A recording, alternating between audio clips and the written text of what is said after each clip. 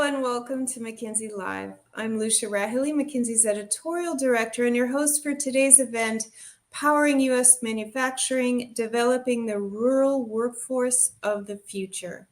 Before we start, quick heads up that our goal with this series of live events is to give you a chance to engage with our experts on our latest research. Obviously, asking questions is a big part of that, so if you are registered for this event, please feel free to use the Q&A functionality within your live stream to ask whatever is on your mind. Joining us today are Sarah Tucker-Ray and Duwain Pinder, both McKinsey partners and leaders of the McKinsey Institute for Economic Mobility, which is our think tank focused on inclusive economic growth. Sarah advises a range of clients across the public and private sectors, but she specializes in particular in helping governments better deliver services through customer experience and promoting economic growth through strategic investment. She has worked in the U.S. across federal, state, and local levels, as well as with national governments globally, and she is based in D.C. And Duwain is a leader in our education practice and actually was one of the co-founders of the McKinsey Institute for Economic Mobility. Prior to joining McKinsey, Duwain worked for Teach for America as Director of Growth Development and Partnerships and helped to launch its presence in Ohio, where he is based. Sarah and Duwain, welcome to McKinsey Live, and thanks for making the time to be together with us as we close in on these dog days of summer. Thank you for having us. So let's get rolling, and I would love to start with some context on this brand new research, which was published earlier this week. It's called Small Towns, Massive Opportunity, Unlocking Rural America's Potential, and you can find it on our website, mckinsey.com. So the rural-urban divide has become kind of a headline topic here in the U.S., and the political climate has trained something of a spotlight on what we perceive as that binary. But what was the impetus for you to focus on rural communities in this particular research project? Sarah, let's start with you. Thank you. We chose to focus on rural because rural is often misconceived, and it's personal for us. I'm from Memphis originally, have family all through rural Mississippi, have lived in rural Florida. So many of our colleagues live in and care about rural, and we felt we could bring the power of our firm to make rural issues really at the center of the discussion, such that we can improve lives and livelihoods across rural America. This misconception is really that, rural is not representative of the whole U.S., or there's not economic opportunity, or that it's just a monolith, that all of rural is the same. We really sought to break that apart. Rural represents 1 in 7 Americans, contributing more than $2 trillion in GDP, and offering not just untapped scale, but real economic potential. There's everything from agricultural powerhouses, which may be that common picture of who is rural, but that really misses thinking about resource-rich regions, manufacturing-centric communities, each with distinct needs and trajectories. Rural is often overlooked in research and investment, though we are beginning to see that change. A number of my clients in philanthropy, state government, national government are now looking to see what can they do to support rural. They are needing to then tailor those strategies to the diversity and the dynamics specific to each rural community's economy. Rural is not homogeneous. It is not all in decline. Many rural communities are growing, innovating, thriving economically, adapting to new realities like population growth and new industries of the future. We're really excited about that potential in particular. That's what we'll talk quite a bit about today. So we saw the opportunity to bring rigorous analysis, fresh insight to understanding these communities, who they are, how they work, what growth could look like. A key finding of ours is that almost 2/3 of the $1 trillion announced in advanced manufacturing projects, like clean tech, semiconductors, biomanufacturing, expect to land within commute distance to rural.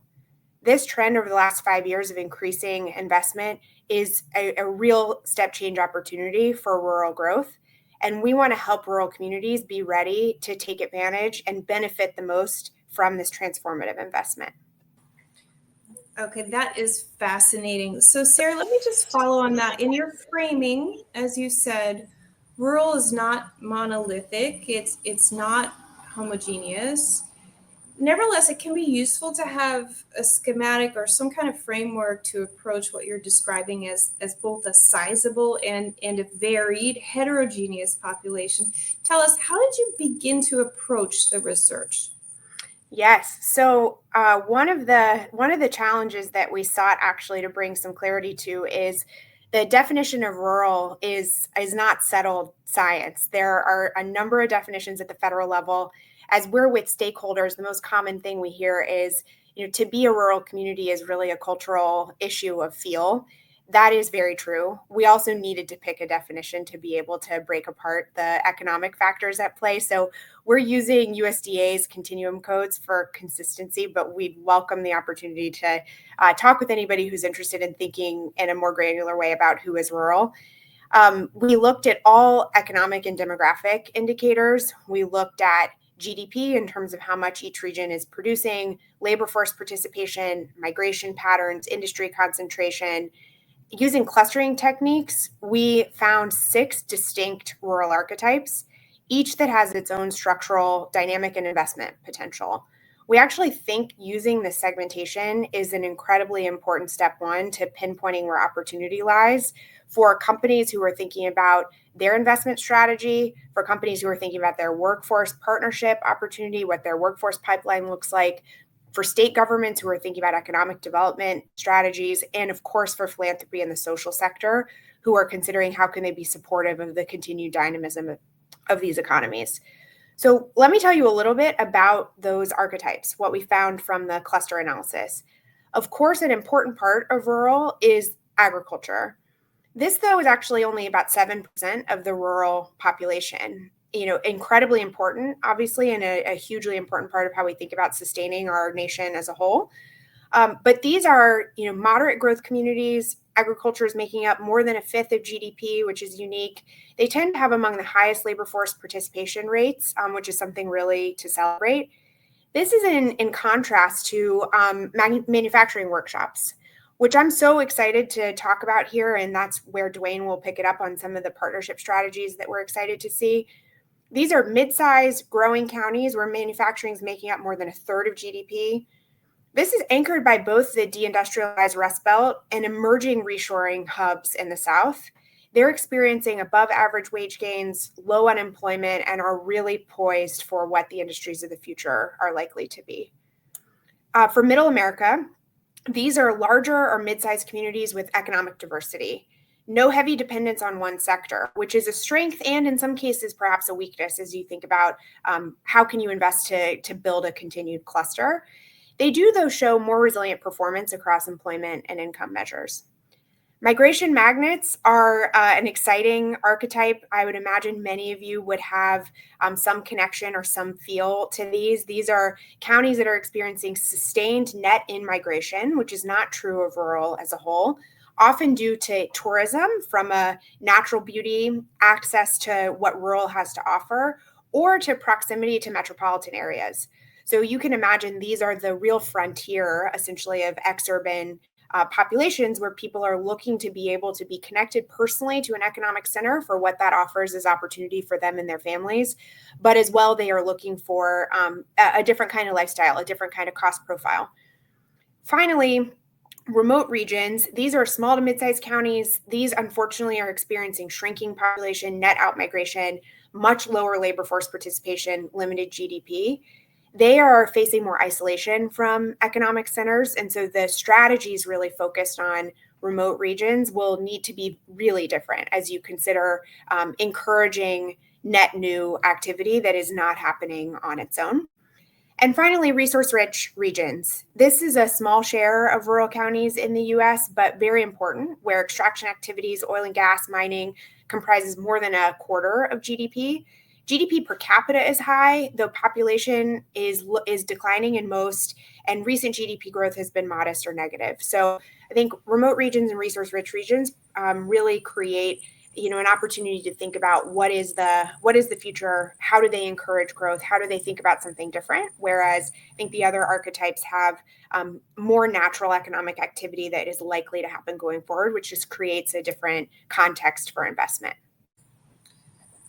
Okay, Sarah, this segmentation that you've just gone through and these indicators and so forth are obviously super helpful, but help us bring them to life a little bit. What are some examples of the ways rural counties are contributing to the broader U.S. economy, et cetera? Yes. So, rural, we often talk about rural as really the place where, production is happening. And that is production of manufactured goods. That's production of our agriculture and all of the food that we eat. That is also where you see real concentration of government is driving the economy, healthcare, retail. So this, looks like the reflection of America. We're excited to see, there are amazing partnerships and innovations happening. Things like supporting entrepreneurs and startups in high growth industries. We see critical minerals and materials for Advanced Energy Tech Hub in southeastern Missouri. They're taking their regional strengths to support entrepreneurs and startups. They're focusing on critical minerals processing, taking advantage of the mining expertise to drive innovation and economic growth. Projected to generate more than $30 billion in economic value, more than 20,000 of skilled jobs across 14 rural counties. This takes advantage of a play between resource-rich regions and manufacturing workshops to create this robust ecosystem for startups to thrive, which we're quite excited by. We also see workforce training programs supporting high growth industries. So in Alabama, the Alabama Industrial Development Training Program in Talladega County, looking at tailored workforce training, driving impact in prioritized industries. Centralized training for Honda's auto plant supported the creation of more than 4,000 high-skilled jobs, more than $2 billion in capital investment. Aligns as well as we think about how targeted training programs can really equip workers with the skills needed to meet industry demands more effectively. And then finally, thinking about investing in anchor institutions. So you think about kind of the true hub of community and strengthening local business systems. Fresno State University's Institute for Food and Agriculture in Fresno, California, takes its role to drive regional economic growth. They see that as an anchor, they're uniquely positioned to be at the center. They conduct agricultural research, train residents, provide technical assistance to local agribusinesses. They've attracted more than $25 million in USDA grants. They've supported local dairy producing businesses. I think it's a great example of these kind of cross-sector partnerships that Duwain will speak more about. Great. Okay, Duwain, let's bring you in. I would love to zero in on manufacturing in particular, since again, that's really a headline topic, right, at this particular juncture. Also, my husband is from Michigan and he grew up in one of these like very traditional automotive manufacturing families that migrated up from the Dust Bowl during the Depression to work in the factories and so forth. I think a lot of folks think of these Midwestern communities as largely deindustrialized, or at least well off their peak. You live in the Buckeye State, Ohio over there. Did this point around manufacturing surprise you or no? Yeah, it's an interesting point. As you noted, manufacturing is a cornerstone of the U.S. economy, but in particular, rural economies, represents almost 20% of rural GDP, almost 15% of rural jobs. And so,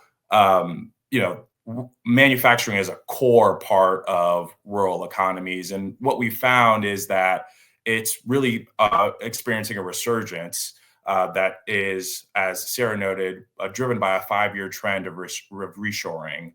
Our analysis found that over 60% of the $1 trillion in advanced manufacturing investment from sectors like semiconductors, clean tech, biomanufacturing is expected to land within 15 miles of rural communities, which really represents a once in a generation shift in where investments are happening.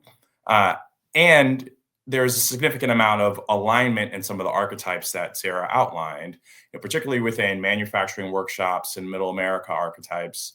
Manufacturing represents over 30% or more of GDP. And so these communities are the ones that are going to benefit from higher labor participation, lower unemployment, and stronger resilience in macroeconomic shocks. We're actually seeing the investment going to the rural communities that are better positioned to take advantage of that investment. So, to your question, were the results surprising?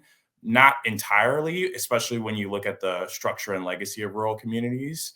The first is if you look at the decades of decline, especially in industrial regions, there's still a significant amount of GDP and economic activity that is dependent on manufacturing in these rural communities. So it continues to remain a backbone of the economy in these rural areas. But the second is, if you look at manufacturing today is not what it was in prior history.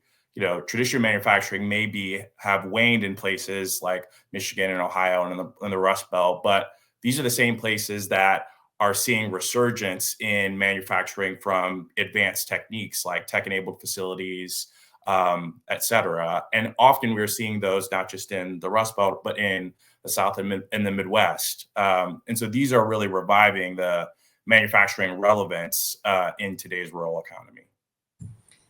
Okay, super interesting. So Duwain, this is a good segue to what might be one of the most vital parts of today's session. Powering a resurgence of US manufacturing feels like an undeniable opportunity and really a win-win, right? Both for residents of rural communities and also for the US economy more broadly.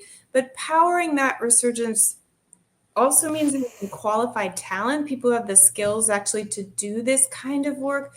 What do the skills and the potential workforce landscape look like as you were researching talent, supply, and demand in rural communities?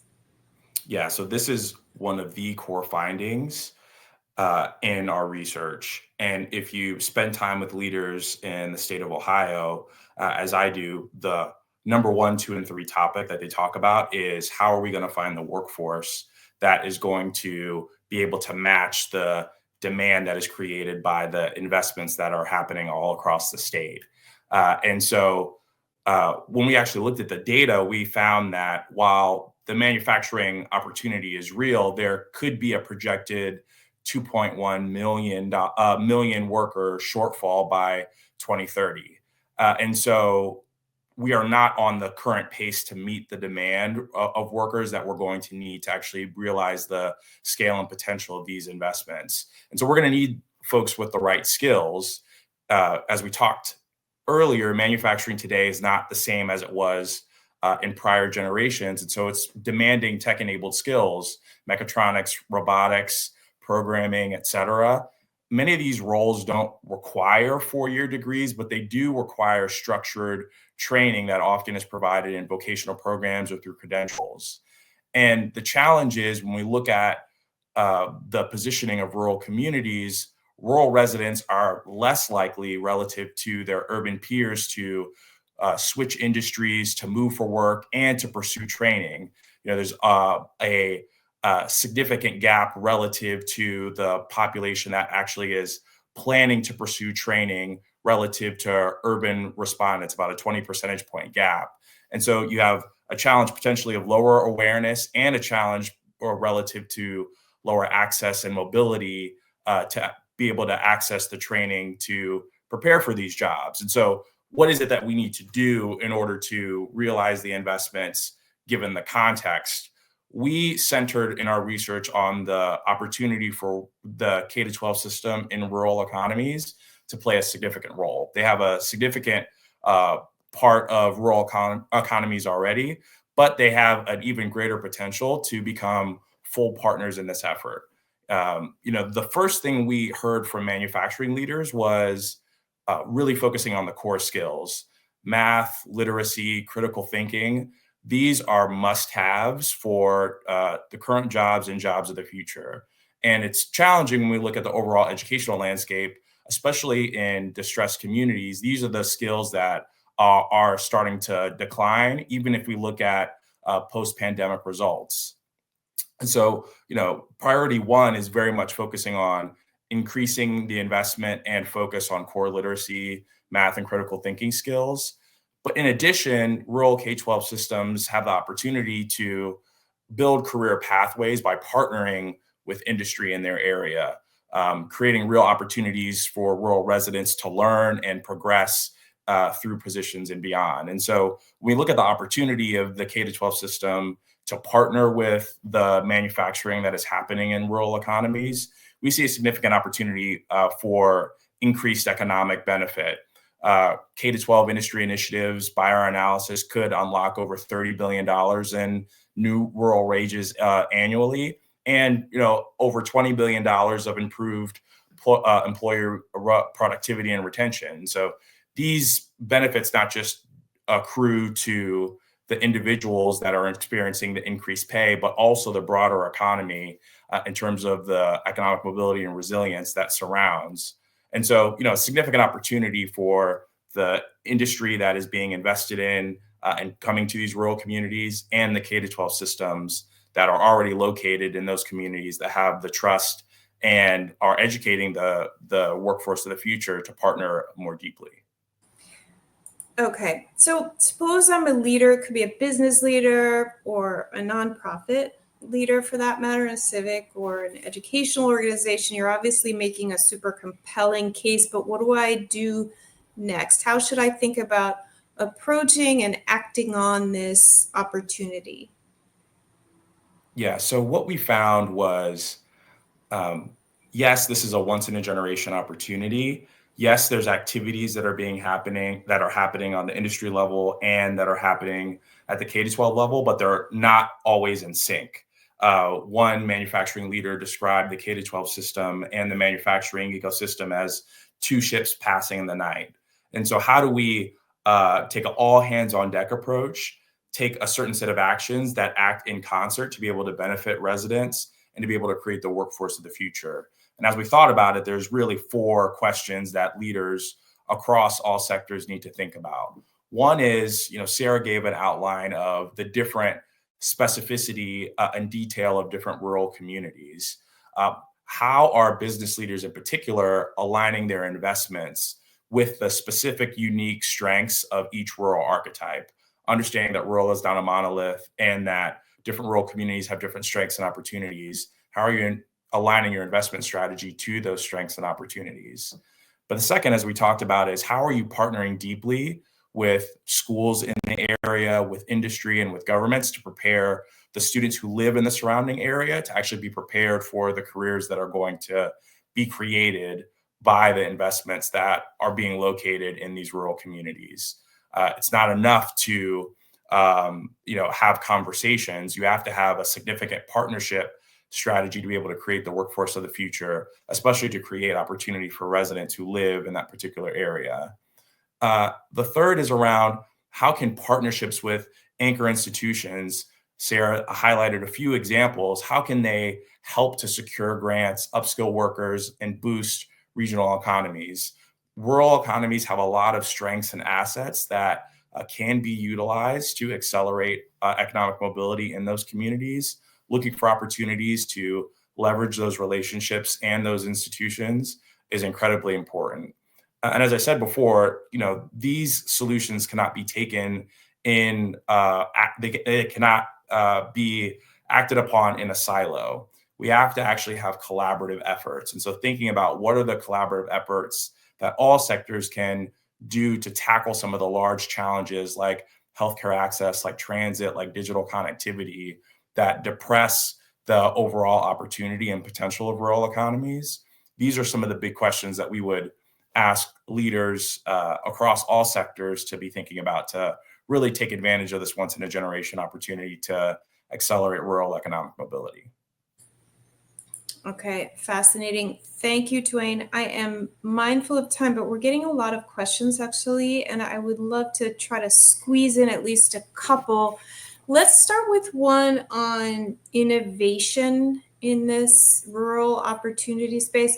Specifically, where are you seeing pockets of innovation and what kinds of partnerships are you seeing that seem to be driving meaningful impact? And I'll throw that out there. Either one of you can pick it up.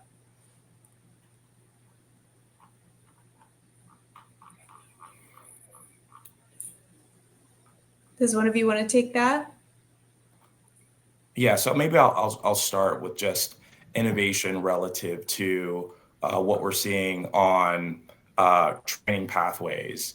There's an organization inside of Ohio called the Greene County Career Center, which is partnering with 14 local high schools to create opportunity in the specific jobs of the future. And that's an example where you have a significant amount of industry investment that is happening, but you have an organization that is collaborating across the K-12 system to connect the dots between industry and the K-12 system, and is doing so in a way that is really connected to the jobs that are being created. So that's one example that I would say that's local, that shows how not just industry investments, but also the K-12 system and the existing education ecosystem is trying to respond to prepare workers for the jobs of the future. Mm-hmm. Amazing. And let me build on that with from the government standpoint. I think we're seeing some real innovation out of governor's offices with the creation of a cross-cutting rural office or team, which has existed in a number of places over time. But I think considering the rural health transformation grants that are coming soon to states, thinking about the connection essentially of strengthening some of the backbone health and well-being infrastructure. How do you link those investments to schools, potentially to corporate partnerships, and essentially helping create this quality of life benefit that will make it easier for companies to recruit workers? I think that's one component.